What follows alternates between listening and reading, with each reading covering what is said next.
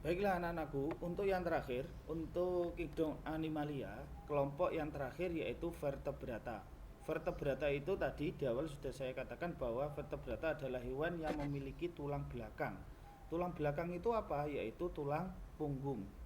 Pada vertebrata ini, pada kingdom vertebrata itu dibagi menjadi 5 kelompok. Nah, ini contohnya. Ya, 5 kelompok ini. Yang pertama kelompok ikan atau kelompok Pisces. Ciri dari utama kelompok Pisces ini adalah hewan berdarah dingin. Yang kedua bernafas dengan insang. Tubuh terdiri atas kepala, rangka tersusun atas tulang sejati, jantung terdiri atas satu serambi dan satu bilik. Dan ciri yang terakhir, tubuh ditutupi oleh sisik dan memiliki gurat sisi untuk menentukan arah. Ya. Jadi ini kelompok yang pertama vertebrata. Selanjutnya yang kedua yaitu kelompok amfibi atau amfibia atau dinamakan kelompok kata. Ciri utama dari amfibi yang pertama dapat hidup di air dan di darat.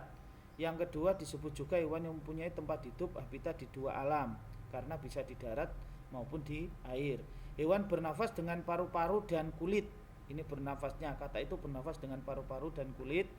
Telur dan berudu kata hidup di air, kemudian setelah dewasa hidup di darat. Nah, makanya bisa hidup di dua tempat. Terus jantung beruang 3, yaitu 2 serambi dan 1 bilik.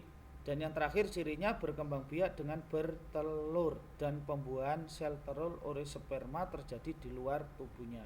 Ini kelompok yang kedua.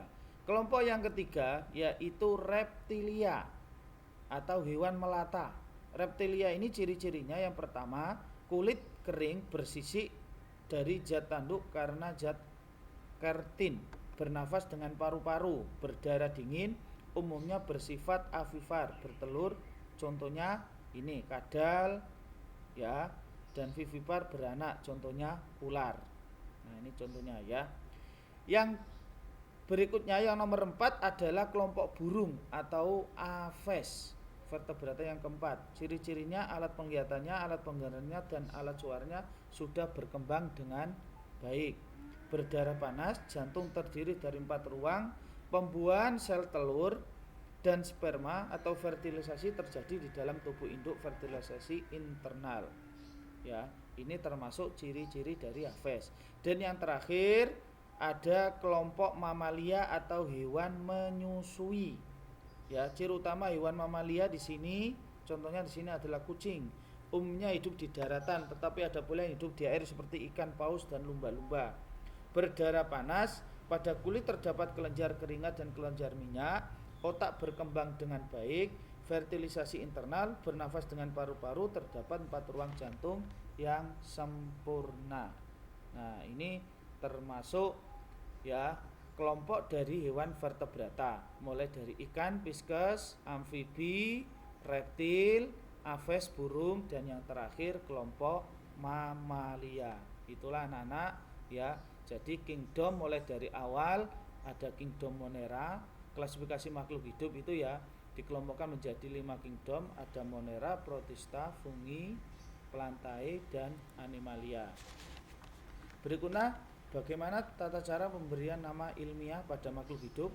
Ini ada 4 caranya. Yang pertama, setiap spesies diberi nama dengan 2 kata dalam bahasa Latin.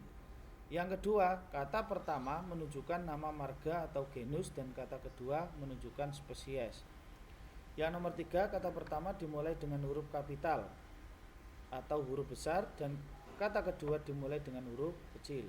Yang nomor 4, kata ditulis dengan Latin dan dicetak dengan huruf yang berbeda dengan huruf lain.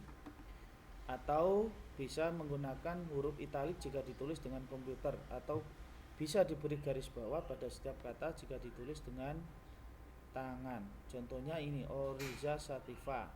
Ini nama ilmiah dari padi. Oryza nama genus, sativa nama spesies. Ini tata cara pemberian nama ilmiah. Ya. Jadi inti dari pembelajaran klasifikasi itu yang pertama, pengelompokan dan pembelajaran nama ilmiah dilakukan untuk mempermudah dalam mempelajari makhluk hidup. Yang kedua, pengelompokan menggunakan tata cara yang dasarnya ditemukan oleh Carolus Linnaeus Sistem yang digunakan ini namanya binomial nomenklatur. Diingat-ingat ini. Dan yang nomor 3, klasifikasi makhluk hidup merupakan pengelompokan objek atau informasi berdasarkan persamaan ciri-ciri agar mempermudah mempelajarinya. Dan yang terakhir, klasifikasi yang berkembang saat ini pengelompokannya makhluk hidup ini dikenal dengan klasifikasi 5 kingdom atau kerajaan. Ada Monera, bersel 1, protista, jamur atau fungi, tumbuhan atau plantae, dan hewan animalia.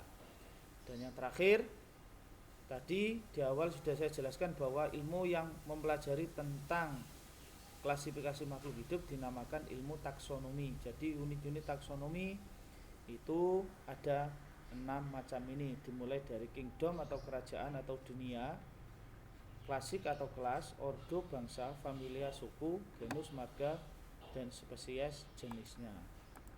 Itu untuk pembelajaran tentang klasifikasi makhluk hidup. Nanti materi bisa kalian unduh atau download di e-learning madrasah. Kalau masih ada yang kurang jelas nanti bisa ditanyakan. Terima kasih, tetap semangat belajar. Saya akhiri, wassalamualaikum warahmatullahi wabarakatuh.